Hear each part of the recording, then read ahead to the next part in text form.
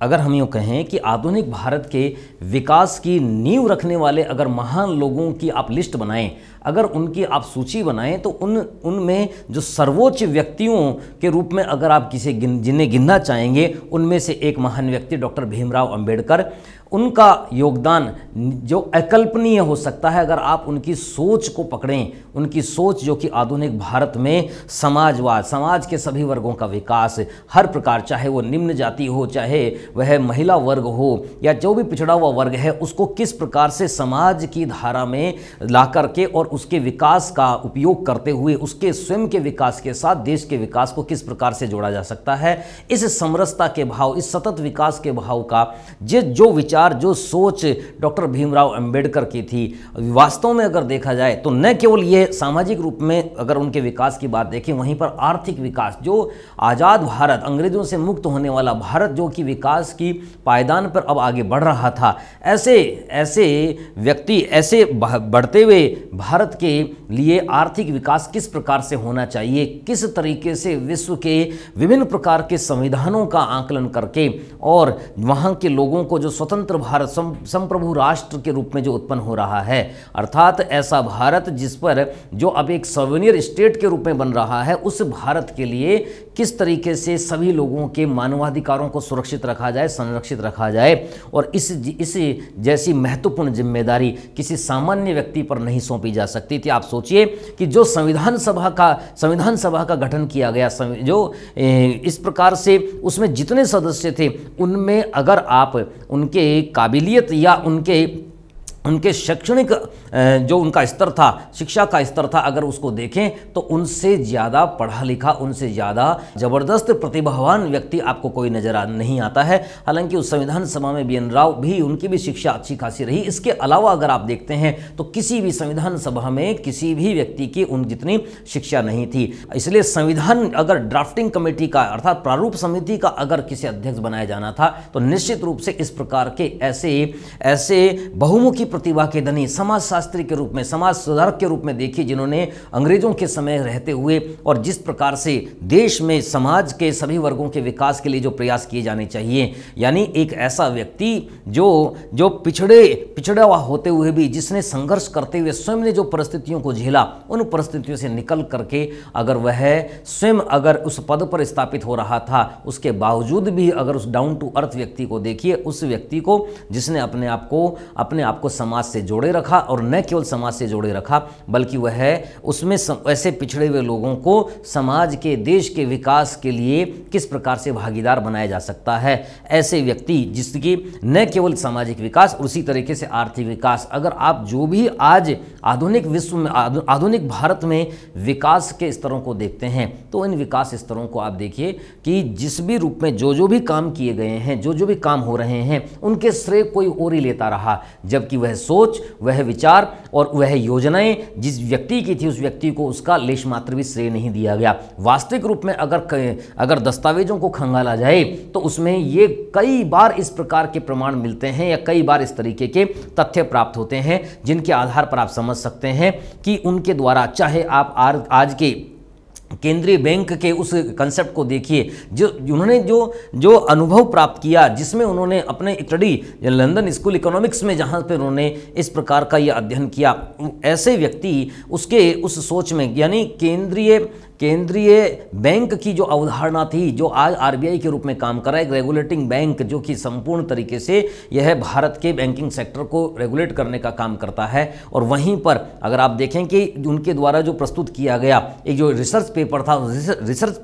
जिस research paper के आधार पर फाइनेंस कमीशन गठित किया गया, वित्त आयोग का गठन, आप सोचिए कि वो व्यक्ति जिद कर रहा है, जब उसे मंत्री बनाया गया तो वो व्यक्ति ये जिद कर रहा है कि कानून मंत्री के साथ साथ उसे योजना मंत्रालय भी दिया जाए, क्योंकि कानून मंत्रालय, योजना मंत्रालय परस्पर समन्वय के साथ अगर काम करेंगे, परस्पर सोच को एक साथ रखते हुए काम करेंगे तो देश के लिए बेहतर कोई परिणाम दे सकते हैं। लेकिन तात्कालिक सरकार, तात्कालिक प्रधानमंत्री अर्थात प्रथम प्रधानमंत्री ने उनके इस मत को स्वीकार नहीं किया। हालांकि ऐसा कहा जाता है, माना जाता है कि पंडित नेहरू जो हैं वह अंबेडकर के विरोधी हैं, और गांधी जी भी हालांकि अंबेडकर के समर्थक नहीं थे। 1932 का पूना पैक्ट आपको पता ही होगा किस प्रकार से अंबेडकर के उस व्यवस्था जो कि उन्होंने अंग्रेज़ों से बात करके और भारत में इस तरीके से दलितों के लिए एक इस प्रकार का एक समानता लाने के लिए इस तरीके का आरक्षण जैसी कोई व्यवस्था उन्होंने की थी, उसका गांधी जी ने घोर विरोध किया और वह पूना की यवरदा जेल में रह करके वहाँ उन्होंने इस पर अनशन किया। तो एक वो जो पक्ष था जिसके आधार पर भी ऐसा विश्लेषण किया जाता है कि गांधी जी जो हैं वह अम्बेडकर के विरोधी थे। उसके बावजूद भी पंडित नेहरू को उन्होंने ऐसा मानते हैं कि पंडित नेहरू को उन्होंने स्पष्ट रूप से कहा कि अगर आपको देश का सर्वोच्च और बेहतर संविधान देना है, सभी लोगों के विकास को फलीभूत करने वाला संविधान देना है, देश के सामाजिक और आर्थिक विकास, सोशल इकोनॉमिक डेवलपमेंट को सही दिशा अगर प्रदान करनी है, तो आप अपने संविधान सभा में एक महत्वपूर्ण पद पर डॉक्टर भीमराव अंबेडकर को रखिए।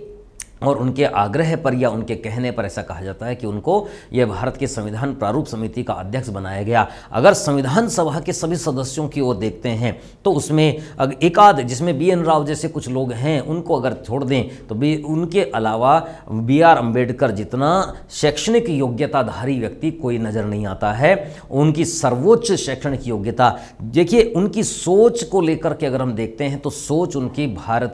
आधुनिक भारत के विकास की नींव रखने वाली सोच मानी जाती है। आप सोचिए कि एक ऐसा व्यक्ति जैसे माहौल में रह करके, जिस परिस्थिति में रह करके, जिस संघर्ष के साथ रह करके अपने आप को निरंतर निखारता चला गया और आखिरकार उसने उन परिस्थितियों के साथ संघर्ष करते हुए और उन लोगों को भी उठाने का प्रयास किया जो नीचे दबे कुचले लोग थे, और उसके साथ साथ देश के सभी वर्गों के लिए। आप ये इस बात पर सोचिए कि वह इस बात पर अड़ जाते हैं, पंडित नेहरू प्रधानमंत्री से अड़ जाते हैं, प्रधानमंत्री से, कि हिंदू कोड बिल में महिलाओं को सशक्त करने वाले प्रावधान कीजिए। और इस बिल में उनका सीधा मानना था कि महिला सशक्तिकरण के बिना देश उन्नति के तौर पर आगे नहीं बढ़ सकता है। उन्हें आप समानता का अधिकार दीजिए। उन्हें संपत्ति के अधिकार के लिए वो लड़ गए और उनको किस तरीके से चाहे उसमें जो उनके खिलाफ जिस तरीके की हिंसा, महिलाओं के प्रति हिंसा होती थी, तलाक आदि की जो व्यवस्था थी, उन सब के संदर्भ में वह हिंदू कोड बिल में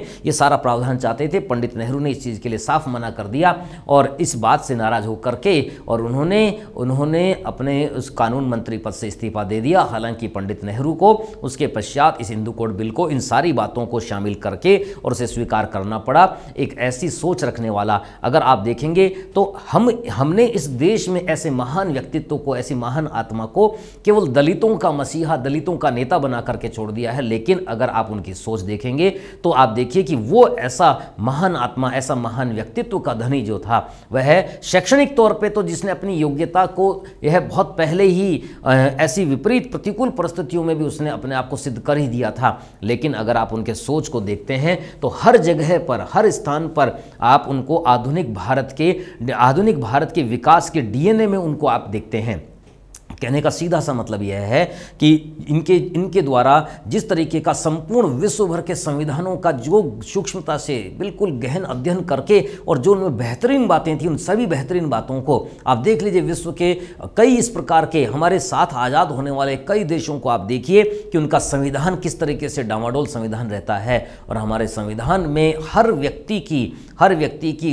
कश्मीर से लेकर के और कन्याकुमारी तक और पूर्व से लेकर के पश्चिम तक सभी व्यक्तियों की, हर व्यक्ति, हर वर्ग की संविधान के प्रति, हर धर्म, हर जाति, हर भाषा, हर व्यक्ति की संविधान के प्रति जो प्रगाढ़ अगाध जिसे श्रद्धा कह सकते हैं, वो श्रद्धा इसी रूप में इसीलिए मानी जाती है कि उसको हमेशा हर व्यक्ति को ये लगता है, प्रत्येक व्यक्ति को ये लगता है, निम्न से निम्नतर व्यक्ति, उच्च से उच्चतर व्यक्ति, हर व्यक्ति को ये लगता है कि मेरे अधिकारों की, मेरे मानवाधिकारों की सुरक्षा अगर कोई करता है तो वह संविधान करता है। संविधान में इस तरह के बेहतरीन जो उपाय किए गए, ये निश्चित रूप से अंबेडकर जैसे उस महान व्यक्तित्व की सोच ही रही होगी। और आप ये देखिए कि जो आधुनिक भारत में जो भी आप काम देखते हैं, जिन्हें देखिए उनको जो श्रेय दिया जाना चाहिए था, वो श्रेय उनके सोच को, उनके विचारों को जो उन्होंने समय समय पर प्रस्तुत किया, उनके सोच के आधार पर आधुनिक भारत में जो कार्य प्रारंभ किए गए, वो वास्तव में वह उनका श्रेय कोई और ही लेते रहे, जबकि उनकी सोच, उनकी योजनाएं उस व्यक्ति के द्वारा स्थापित कर दी गई थी, उस व्यक्ति के द्वारा प्रस्तुत कर दी गई थी। आप देख लीजिए भारत में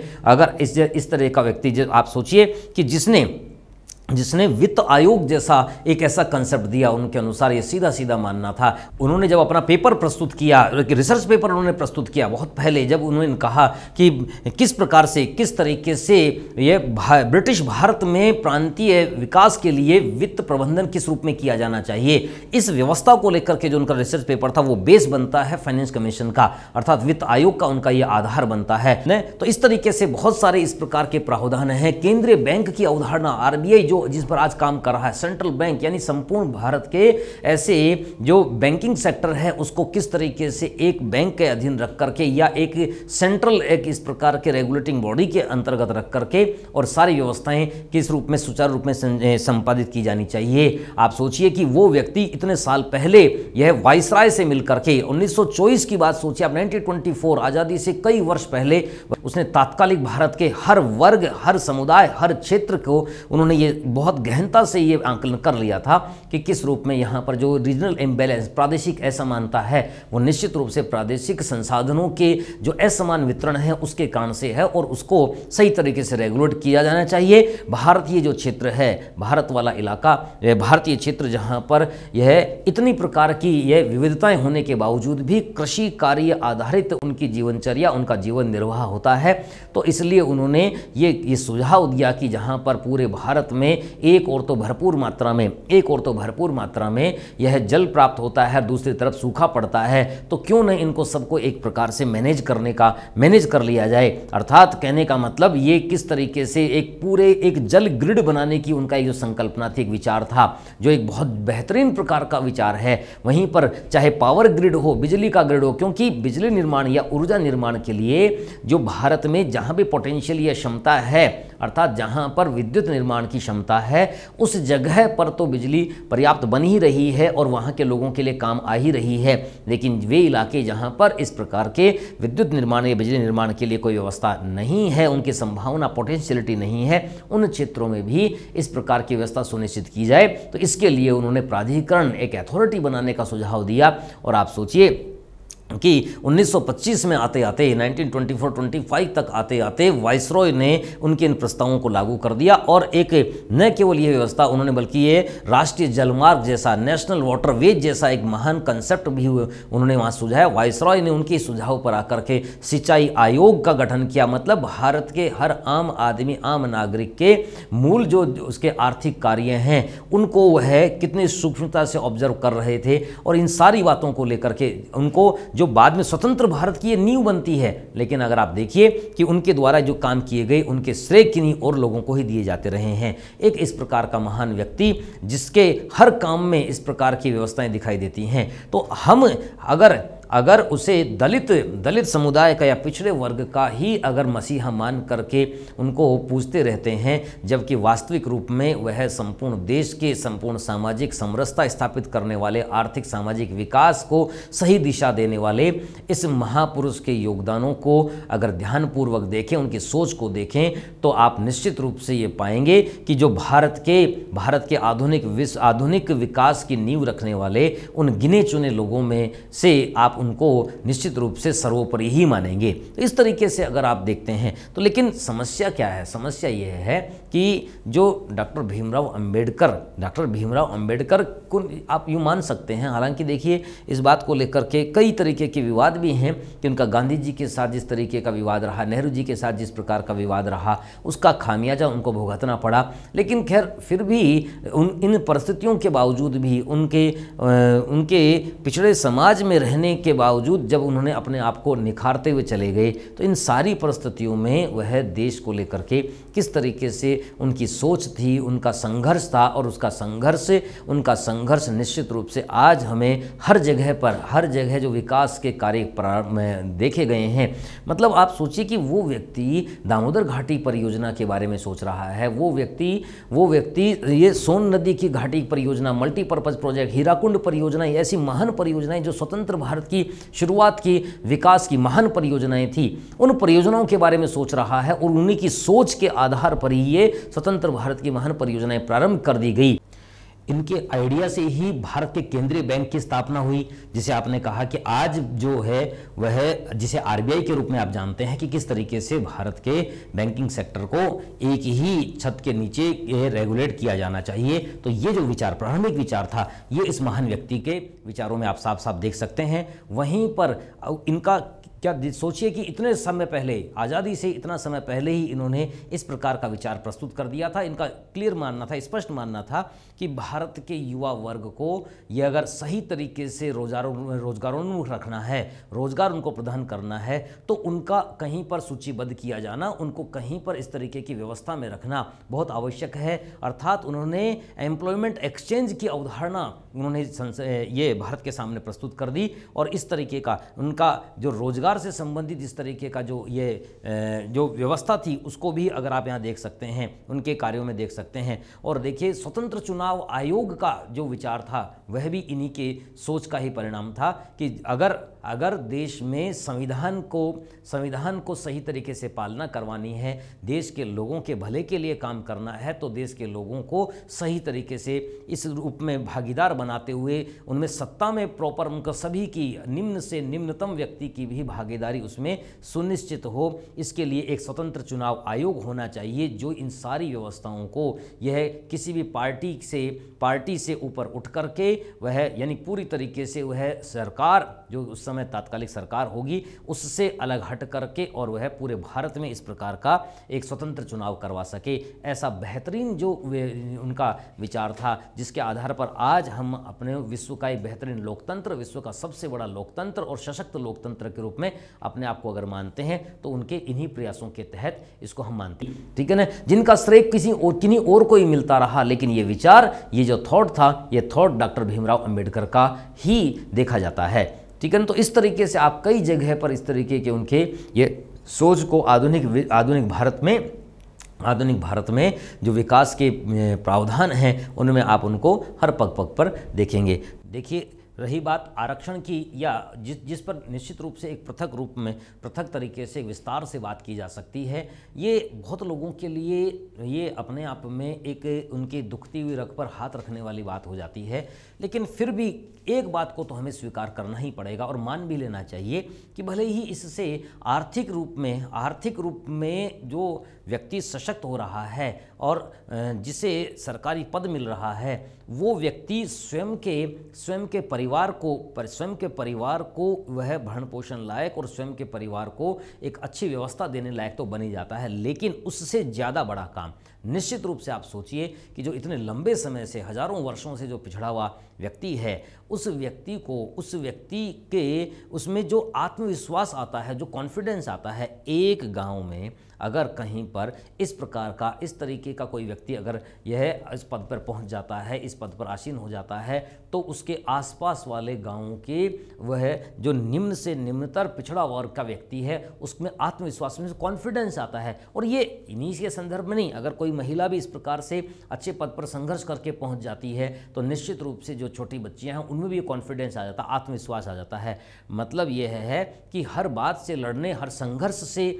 लड़ करके और जीत करके आगे बढ़ने का जो जज्बा है, इन्हीं उदाहरणों के आधार पर प्राप्त होता है कि ये जो आज हम संघर्ष भुगत रहे हैं, ये संघर्ष स्थायी नहीं है, ये तकलीफ स्थायी नहीं है। अगर हम इस संघर्ष के साथ लड़ते हुए आगे बढ़ते चले तो निश्चित रूप से हमें सफलताएं मिलेंगी। ये जो कॉन्फिडेंस आता है, ये जो आत्मविश्वास आता है, ये इस प्रकार के उदाहरणों के आधार पर आता है। देखिए, आर्थिक दृष्टि से और नौकरी का जो फायदा मिलना है वो उस व्यक्ति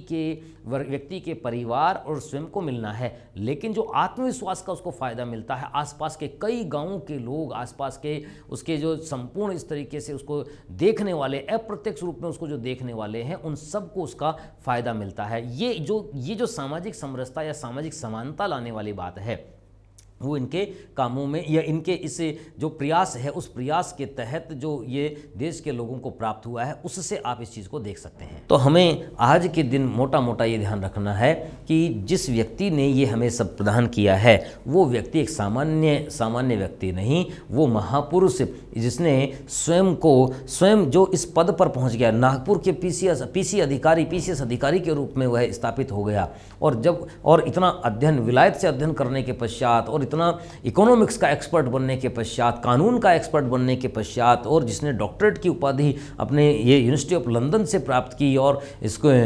जो स्कूल ऑफ इकोनॉमिक्स लंदन का जो एक बेहतरीन विश्वविद्यालय माना जाता है, बेहतरीन संस्थान माना जाता है, वहाँ से अध्ययन करने वाले उस व्यक्ति ने आम आदमी या उस पिछड़े हुए व्यक्ति के साथ ही कंधे से कंधा मिला करके संघर्ष करने के लिए अपने आप को झोंक दिया। ऐसे व्यक्ति जिनकी आप उनके वाक्यों को देखिए, हर व्यक्ति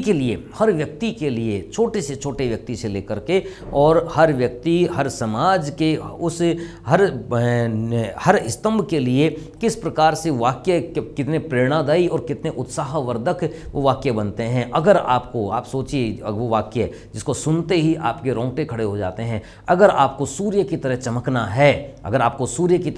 है, तो सूर्य की तरह तपना पड़ेगा, सूर्य की तरह जलना पड़ेगा। मतलब भले ही हम उन पर किस प्रकार के आरोप लगा देते हों कि वह व्यक्ति एक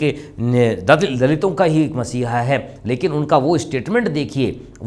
देखिए जिसमें वो कह रहे हैं, जिसमें वो ये कह देते हैं कि हम आखिरकार पहले रूप में और अंतिम रूप में भारतीय हैं। हम क्या हैं? हम शुरुआत में भारतीय हैं और अंतिम रूप में भारतीय हैं। भले ही हम वहाँ पर उसके बीच में अपने आप को कुछ भी मानते चलें, किसी जाति, धर्म, संप्रदाय आदि से संबंधित अपने आप को मान लें, किसी स्थान से संबंधित हम कर लें, लेकिन हम शुरुआत से लेकर के अंत तक भारतीय हैं। ये जो उनका राष्ट्रवाद, जिस राष्ट्रवाद में, जो छद्म राष्ट्रवाद, अगर आज के आसपास के जो एक्सपर्ट जिनको आप कहते हैं, वो जिस राष्ट्रवाद की बात करते हैं, ये वास्तविक राष्ट्रवाद के साथ उनका कंपैरिजन करेंगे तो आप देखेंगे कि वो लोग कितने बोने हैं इनके सामने। तो अगर आप अंबेडकर के इन विचारों को आप देखेंगे तो उन विचारों में आपको हर जगह पर ऐसा इस तरीके का गूढ़ और मर्म वहाँ पर आपको दिखाई देगा जो हर व्यक्ति के लिए कुछ न कुछ प्रेरणादायी बनता है। ठीक है।